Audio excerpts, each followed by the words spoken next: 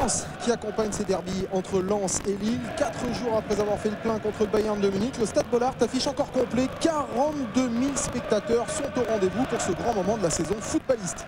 Alors tous les ingrédients sont donc en place pour vivre un bon match, mais l'entame de cette rencontre se résume à une longue phase d'observation. Résultat, il faut attendre 10 bonnes minutes pour voir les Lensois stresser. Première occasion avec ce centre de Moreira pour la tête de Dagui Bakary, lui l'ancien attaquant du LOSC.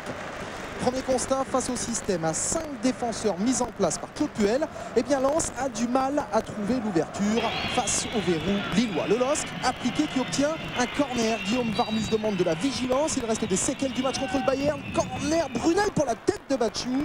Le Roumain qui voit ce ballon filer à quelques centimètres de la cage de Varmus. Voilà qui a le mérite de réveiller tout le monde. Accélération lensoise avec ce jaillissement de bague devant Landrin. Tomert est servi, mais superbe intervention de Maliki. Tomert titulaire pour la 2e fois de la saison. Ce soir, sur le banc lensois, Joël Muller a décidé de faire souffler Blanchard, Keita et Outaka. Le Racing Club de Lens est rentré dans son match et prend la direction des opérations, notamment au milieu de terrain.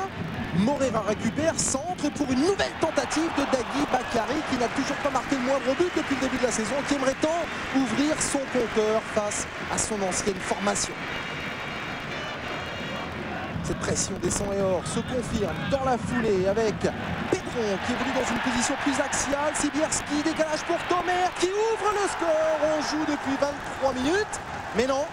L'arbitre, monsieur Duhamel, en a décidé autrement. Il ne valide pas ce but pour une question de hors-jeu. Là, Olivier Tomert est clairement devant la défense lilloise.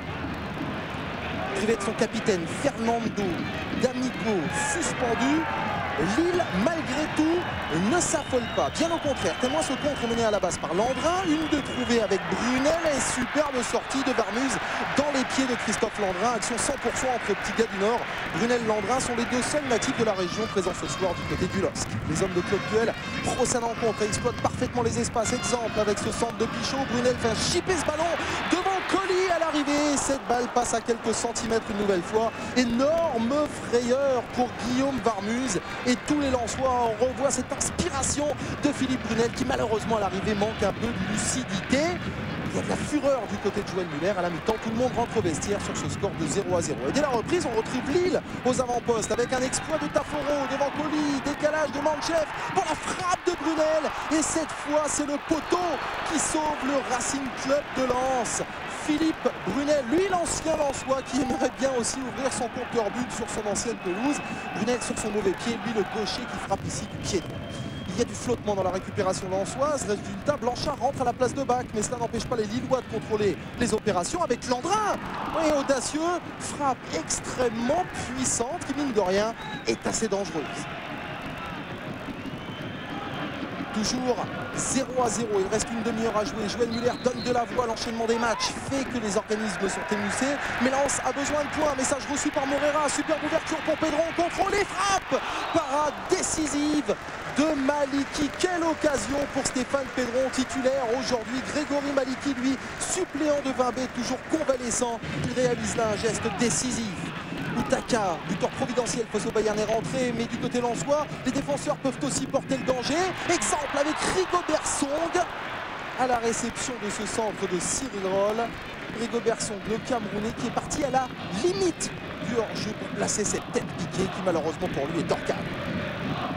Il y a de l'inquiétude du côté de Claude Puel. Le LOSC souffre et doit tenir ce bon résultat pour confirmer son redressement. Lens se crée encore une occasion avec cette tête de Sibierski sauvée en catastrophe par Mathieu Chalmé.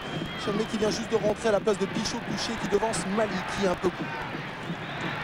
Lille s'accroche mais le forcing est lensois et il est intense à l'image de Tomert qui va venir mettre le feu sur la droite devant Abidal, centre en retrait important. Outaka, il a une occasion énorme, mais il manque d'application. John Outaka, il manque aussi de concentration avec cette frappe qu'il laisse échapper au-dessus du cadre.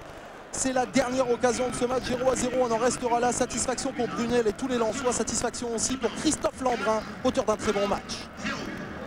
Il y avait tout ce qu'il fallait, quoi. Il y avait tous les ingrédients pour faire un bon match.